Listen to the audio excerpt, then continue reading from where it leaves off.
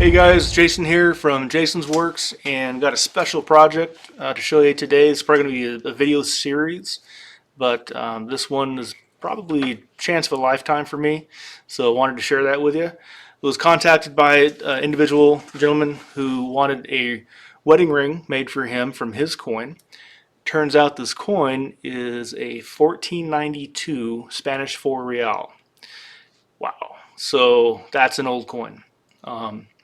Wasn't sure what to think or say, so I wanted to do some research. Also wanted to look at the coin, the condition of it, and what characteristics it has. So, but it looks like I'm going to do it. I did call him and tell him that it's not looking likely it's going to be successful, but he said go ahead and give it a shot. So he really wants the ring made. But let me show you what we got here. We've got a nice microscope here, beautiful microscope, Leica, and a little microscope camera, so I'll be able to show you what I see through the microscope. But here's the kind of a wide shot of the coin itself. Try to get it to focus.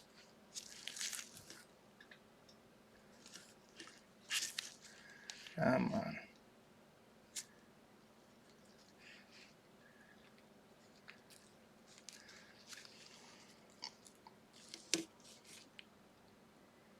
There we go.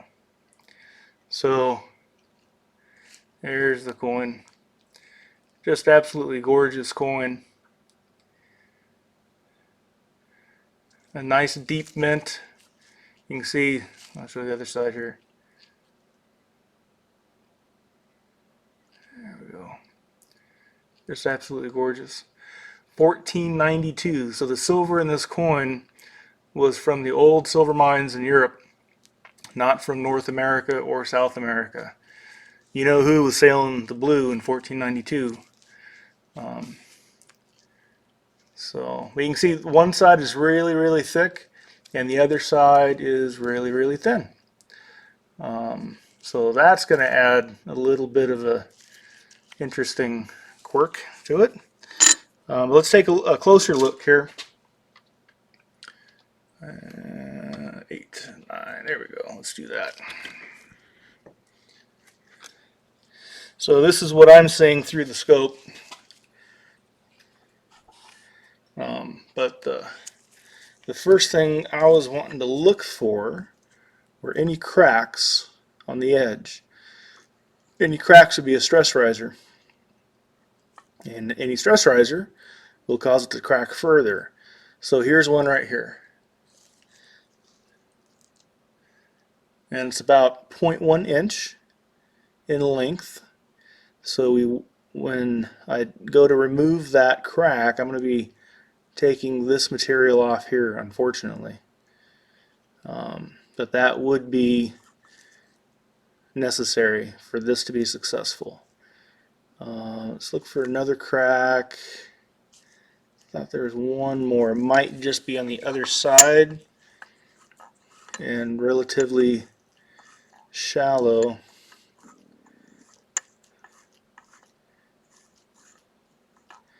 This microscope is phenomenal. It'd be very difficult to do this without it. What is that?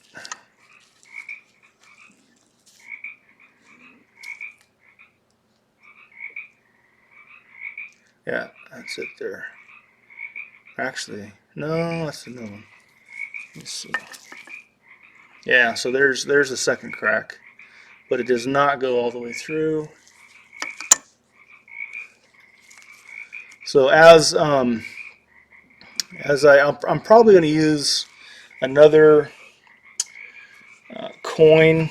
Here's a $50 for size comparison. It's just slightly bigger, but I'll probably use another coin to basically trace around and make a perfect circle.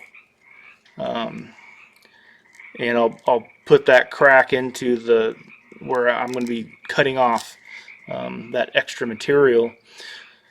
Might use a jeweler's saw first and then finish with a file, and then with a file I'll be able to see any hairline cracks on the in part of the material to see if I need to remove them. And then the only other thing that I was concerned about was the, get that back in there. Yeah, this is this side here, not the other side, but this side has a lot of surface cracks on it. Looks like the surface of this side became very stressed. So yeah, I'm not sure the minting process back in 1492. I'd imagine a trip hammer next to a river and a couple of guys just making coins all day long.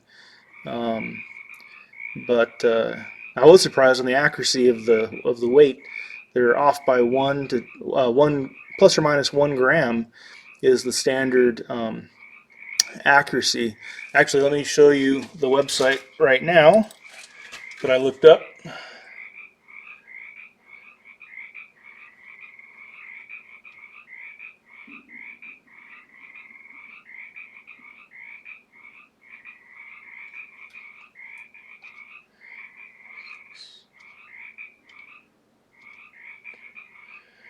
So here's the website that I found discussing this coin, and it discusses the counterfeits as well, the reals versus the counterfeits. But it has a lot of great information. It's coinquest.com. Looks like a great source for looking at finding more information about your coins. So yeah, it says that most people, most collectors stay away from these just because it's so dangerous to get a counterfeit. But I have no doubt that this is the real deal. Just the shape, the size, the weight, everything is dead on for the real deal. It yeah, 13.5 grams for the 4 real, and this one weighs in at 13.6. Weights can easily be off plus or minus 1 gram. There's the pricing. Pricing is high, but I actually expected a higher price than that. It's not too bad. It looks like I would call this a well-preserved Legends, completely readable. The next one down is barely readable, but it'd be 2.5 for a 4 real. It'd be 2.5 times 500. So what is that? 2,250. Yeah, 2,250. So that's a very expensive coin.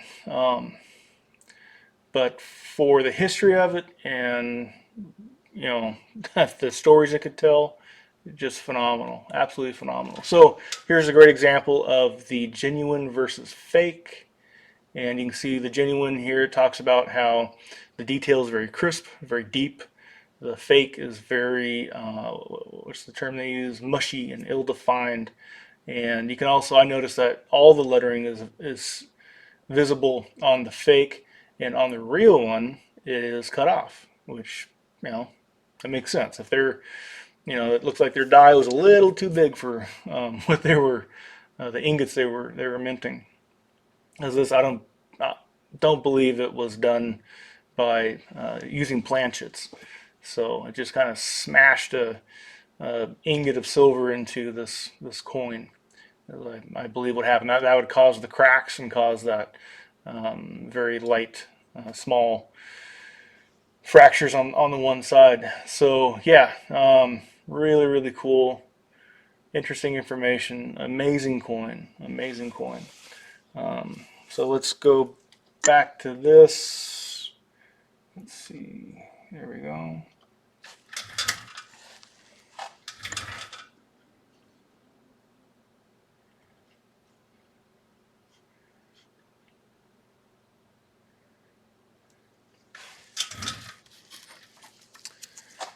So what else was there? I think that's it. Yeah, I'm going to take that $50 and make a perfectly round coin and bevel all the cut edges, and I'll punch the hole in the center. Haven't decided on the hole size yet. I got to figure that out. It's got to believe, I have to check my notes, but I believe it's a size 9.5. So relatively, medium-sized ring, men's ring. So yeah, I'll have to figure out what the bandwidth's going to be, but about the same thickness on average as a $1/2, so very similar to a $1/2. But we shall see how it goes. So wish me luck, everybody, and I'll keep you posted on the progress of it. I'll probably won't videotape while I'm working on it. I need to really focus on this guy, so but I'll do breaks in between and show you the progress. So anyhow, thought you would be interested in seeing that, and I don't know, talk about it. I'm sure there's going to be some negative comments down below, but I don't blame you. I mean, I'm a coin collector and I love these things. I've got coins that are, gosh, 3,000 years old, and really love those things. And but I made sure to talk to the customer, and he's Spanish, and he loves this thing. He's always wanted to own pirate treasure. He said pirate coin, and to be able to wear that for his wedding band would just be like the best possible scenario for him. So I want to be able to make his dream come true. I'm very honored to have that opportunity, and yeah, I'm excited. So all right, guys, thanks again, and we will see you on the next one.